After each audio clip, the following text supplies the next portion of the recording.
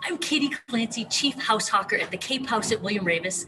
And I'm Sarah Lapsley-Martin of T. Martin Lapsley at Kinley Grover Real Estate. And this is What's Good Cape Cod, where we show you the Cape through the eyes of a couple of locals. Every episode, we tell you about a person, a place, and a thing we think you should know about. And today, I'm so excited. We are at Cape Abilities Farm in Dennis. We're going to check out their amazing Christmas trees, all their holiday decorations. We're going to learn a little bit more about Capabilities as an organization, and have a nice conversation with the director of the farm. Spoiler alert, it's not James Barnes. It's not you, James. Lot to learn today. Yes. All right, Sarah. Well, let's go. Okay. All right, James, thank you so much for joining us on What's Good Cape Cod. We have a few questions for you about the farm, about what happens here, and what people can do when they come here. So are you ready? I'm ready. Okay. Thank you. Thank you for doing it. All right, so we're here with James Barnes at Capabilities Farm. And I want you to start by telling us, what is Capabilities? Let's get the big picture. What is the Capabilities all about? Capabilities is a nonprofit that was started in 1968 as an offset workshop. It has grown to serve over 300 individuals with disabilities across Cape Cod through housing, transportation, day programs, vocational supports, and actually the farm would be one of those vocational support programs. And actually, that brings me to the next question, which is social enterprise. So I know that is something, that's a phrase that I only heard from you. Tell me about social enterprise and Capabilities. Well, a social enterprise, the definition is, it's just a business that was started to solve a social problem. And really any business could be a social enterprise.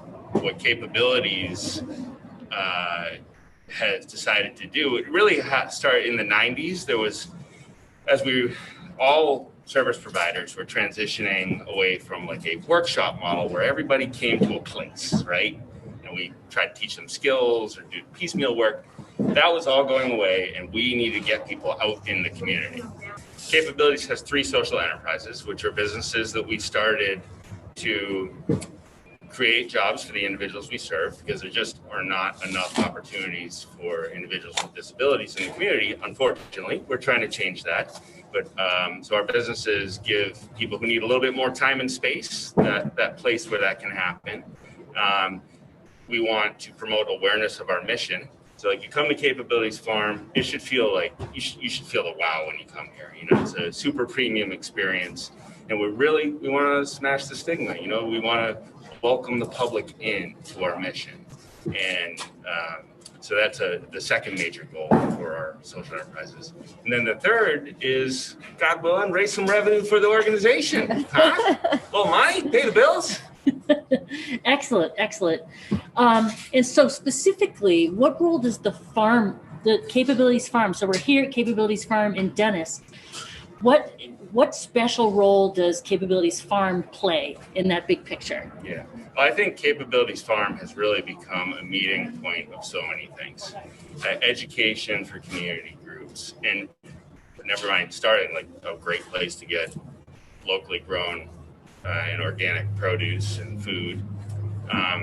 But it's that, I mean, we get probably between 50 and 60,000 visitors a year here. So it is our flagship, it is the storefront for our mission. It's the way most people learn about Capabilities. And how has COVID impacted the farm? I'll start with the good. The good, people are cooking dinner at home. They're buying tons of food. People are doing a lot more gardening. They're buying tons of plants. And we happen to be in the food and plant business. So that has worked out really well. The flip side of that coin is that it costs a lot more to do business. Not everybody who wants to be involved can be involved, who are high risk due to COVID. I mean, an example, like, you know, a van that would normally take 6 people here to work can only carry 3 people. So now you need 2 vans to get 6 people to work here. We wanted to build an outdoor market so people felt safe. All right, $2,000 for a tent, do it, let's go, right?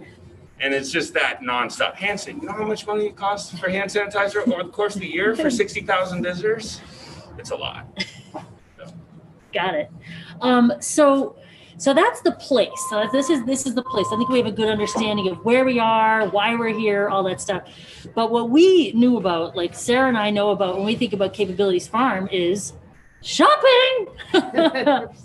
So tell us what are we shopping for here, especially right now? Okay. Well, right now is the kickoff to our holiday retail.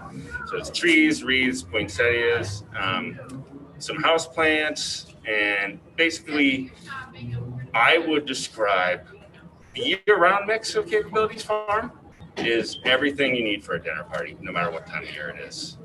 That's brilliant, actually. Yeah. Everything you need for a dinner party. That's going to make the And there are three major seasons, right? We start out with our garden center season. You get all your plants here, April, May, June, July, and then it goes into the farm stand season, which is very much heavier into food, and then it transitions to the holiday season. So it used to be we were only open for a few months a year when I started. Well, we were open till through December, but we really didn't do much for the holiday season. Now this will be the first year where we have plans to be open year round. You know, by being able to have those products, so you can get more here, more of the things you're looking for. Now, are people able to shop online as well? But they are, yep. And actually, one thing I want to add about the mix is like most of the products that you'll find here are locally produced, and I think that's really important. We are always looking for the next great thing, but really we're looking local for the next great thing. I guess that would be another benefit of COVID is that we hit the fast forward button on building the website and getting into e-commerce. We had plans of getting there by next year, and we got there in like 4 weeks, which was an incredible heavy lift. And now you can shop here 24 hours a day. It's been huge. And also people feel safer. The people who really just want curbside pickup and don't want to walk into the store, you have that option. All right, so that's the thing. So the thing is shopping here for holiday stuff, shopping here year round, shopping online, shopping inside, shopping outside. Like there's any way anyone Shopping wants to local. shop. We can get it done Shopping locally. local. So we have a question for you, James, very specifically, because we were a little confused going into this interview. What actually is your title around here? Well, I just got a new job title, and it's a mouthful. It's Managing Director of Business and Workforce Development. Okay, all right. So you're actually not the director of this farm. Not anymore. I gotta tell you, I miss it. I really do. So, but that means someone has to be in charge around here. So who's running the show? Tell us a little bit about that. Well, Tracey Fraser started here, I believe she started working at the farm specifically about 5 years ago. And she took my job a couple years, like a little more than a year ago.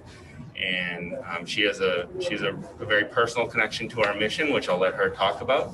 But also she's usually the best gardener in the building. So it's really a perfect marriage of what we needed here. Oh, that's awesome. So actually that means we're done with you because we came here to talk about a person We're kicking you out. We're at getting you Capability. out. So you're going to have to hit the road. Thank you, James. Bye. Thank you, James. Here's Tracey, the woman of the hour. So Tracey, it took a long time for me to figure out who was actually running the show because it looks to me online that you're not looking for a lot of sunshine. You're not looking for a lot of spotlight.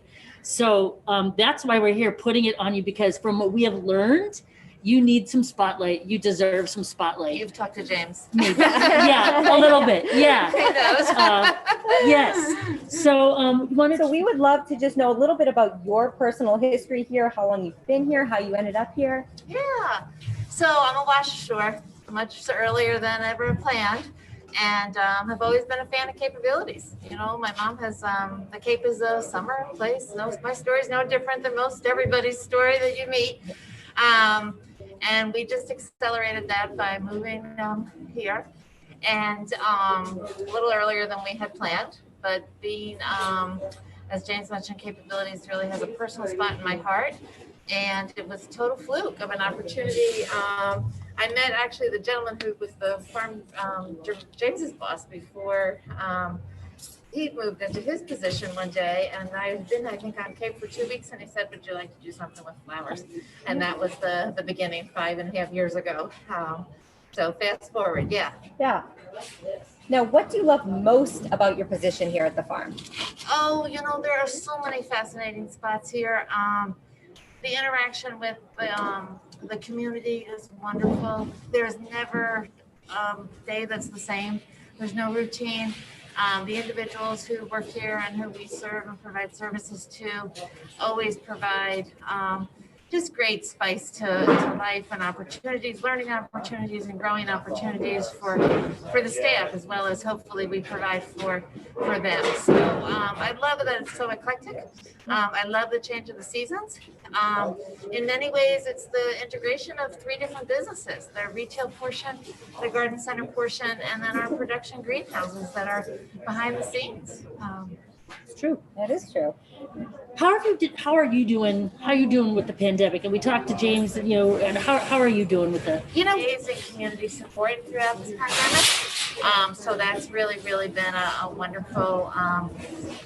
It's a nice feeling that we've had that kind of community support.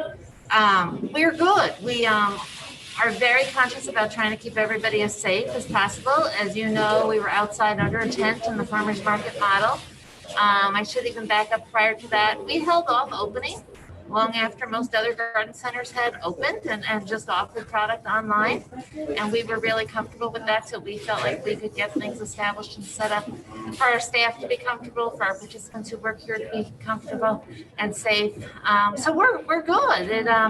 As James mentioned, it launched us into an online business, which was a goal down the road. And so it's amazing what you can accomplish when you're catapulted into something. We're so happy to see that you're open in here. It's a winter wonderland for sure. Now, how about, let's ask We have a fun question for you Okay. now. How about, what's your favorite vegetable grown at the farm? Oh, goodness. If I don't say the signature tomato. Right, you'll be written off. But they all are. I don't know that I have a favorite. They all are. Actually, they will laugh and tell you. Yeah.